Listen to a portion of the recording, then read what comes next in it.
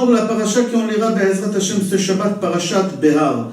Dans notre paracha, dans Perek Chafei, Pasuk Lamedhei, c'est marqué là-bas, Vechi amuch achicha emach, ve'echzak tabo. Si ton frère, c'est-à-dire ton prochain, il avait les moyens de vivre, Baruch Hashem, bien, et il a eu une situation difficile, il a déposé, il a fait un faillite, il est dans le besoin, c'est une grande mitzvah de le soutenir et de l'aider.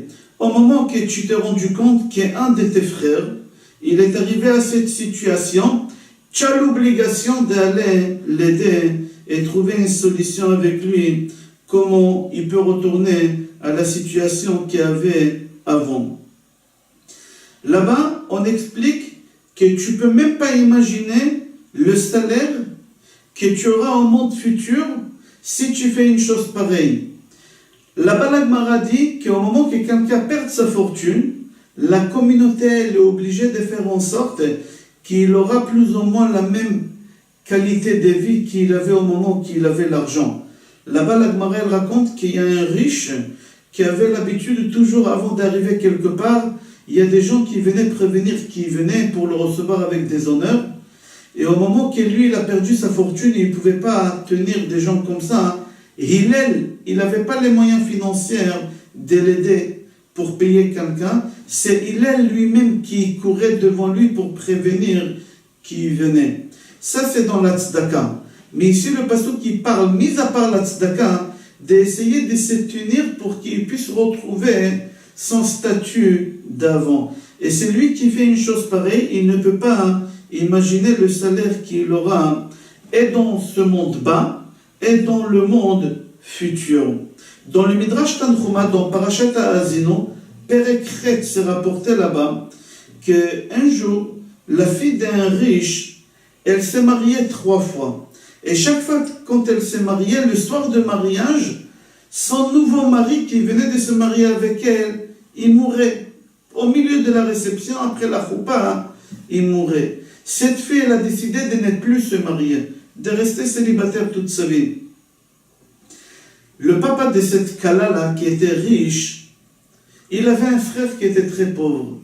Et il avait un fils. Ce fils-là, il a vu que son père, il a du mal à ramener la parnassa à la maison. Et la situation de santé, elle était mauvaise. Qu'est-ce qu'il a fait, ce garçon? Il est parti voir son oncle, le frère de son père. Il lui a dit, j'aimerais épouser ta fille. Il a dit, écoute mon fils, je sais pourquoi tu veux épouser ma fille, parce que tu veux aider ton père, tu veux aider mon frère. Je ne te laisserai pas faire une chose pareille. Ne te marie pas avec ma fille, mais je vais vous aider quand même financièrement, ne t'inquiète pas. Il a dit, non, je veux me marier avec ta fille. Et il a forcé jusqu'à que le papa, il a accepté. Et ils ont préparé le mariage. Et avant le mariage, il y a Eliyahu Hanavi qui vient chez ce Khatan. Et il lui dit, il y a un pauvre qui viendra au milieu de la soirée, je te conseille de bien le recevoir et lui donner à manger. Le Khatan, il lui a dit, bien sûr. Et le soir, il a repéré ces vieux-là, et il lui a donné à manger, il l'a bien reçu.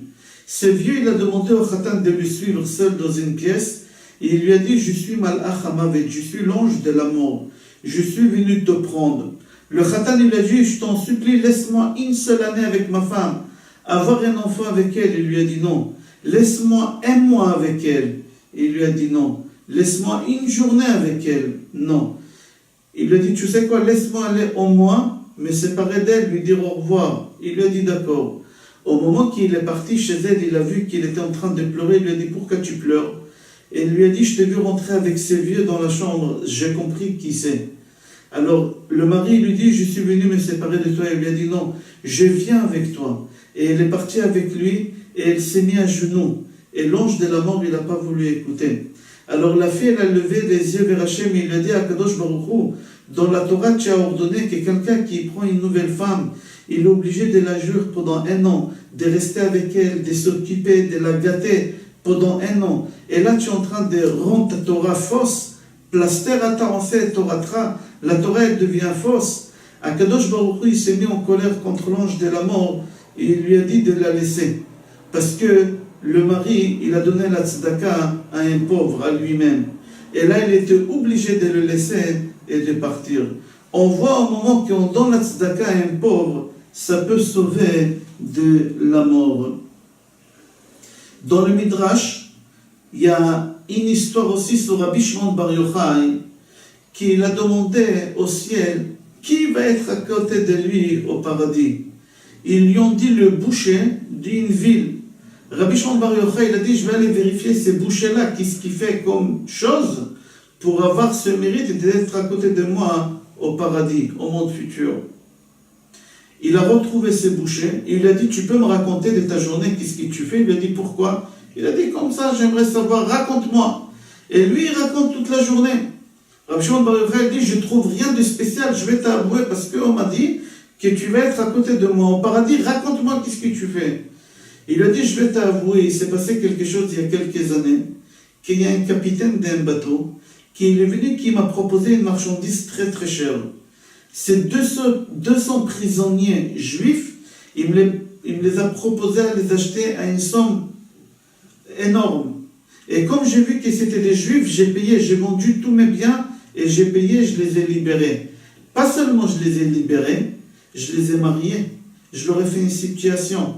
Parmi ces 200 prisonniers, j'ai repéré une jeune fille qui était pudique, qui était bien, et j'ai décidé de la marier avec mon fils et j'ai préparé le mariage.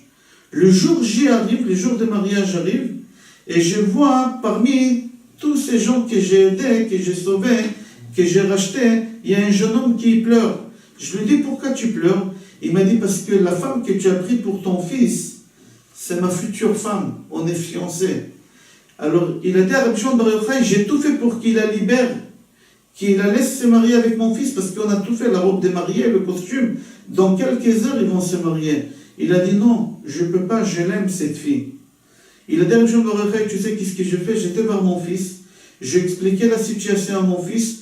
Mon fils, il m'a dit tout de suite, papa, donne-lui mon costume, fais-leur un beau mariage et qu'ils se marient.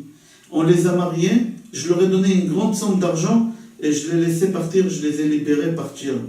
Rabbi Shimon Bar Yochai, quand il a entendu cette histoire, il lui a dit, je suis heureux de t'avoir à côté de moi au monde futur.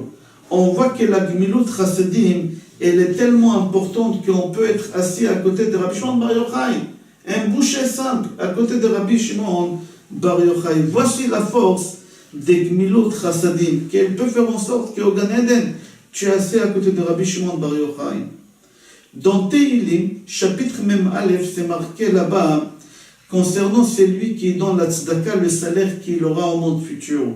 C'est marqué, Ashrei maskil eldal, beyom ra'a yemalleteu Hashem. La Gemara Yevamot, page Samer Gimel Amud Aleph, elle explique ce pasuk de Teilim. Au moment des difficultés, tu prêtes de l'argent à quelqu'un, tu auras un salaire énorme. Qu'est-ce que ça veut dire ça? Au moment des difficultés, tu prêtes de l'argent à quelqu'un qui a besoin. Pas quelqu'un, il se trouve dans la difficulté et toi tu le prêtes, c'est pas ça. Au moment que quelqu'un il a besoin et toi tu te trouves dans la difficulté et quand même tu prêtes, le salaire que tu auras, il va être énorme. Donc, au Tsar Midrashim, c'est raconté que Rabbi Elazar et Rabbi Yehoshua, ils ont parti à Yerushalayim, c'était Pesach. Ils ont parti au Beth Amikdash, ils ont parti à Yerushalayim, à Aliyah, à la Regel. Et sur la route, ils ont rencontré un ange qui portait une tunique à quelqu'un. Et eux, ils ont cru, la tunique, elle était tellement belle qu'ils ont cru que c'était leur tunique à eux. Ils ont dit à l'ange, ils lui ont posé la question, c'est à nous? Il leur a dit, pas du tout. Cette tunique, elle appartient à Rabbi Yosef Haganan Me'ashkelon. Il leur a dit, vous, votre tunique, vous, ils sont beaucoup plus belles que cette tunique-là. Mais ils l'ont dit, mais quand même, cette tunique, elle est très belle. Elle dégage une odeur extraordinaire. Il leur a dit, certes, elle est très belle, mais regardez, il manque la colle, il n'y a pas de colle. Il manque la colle.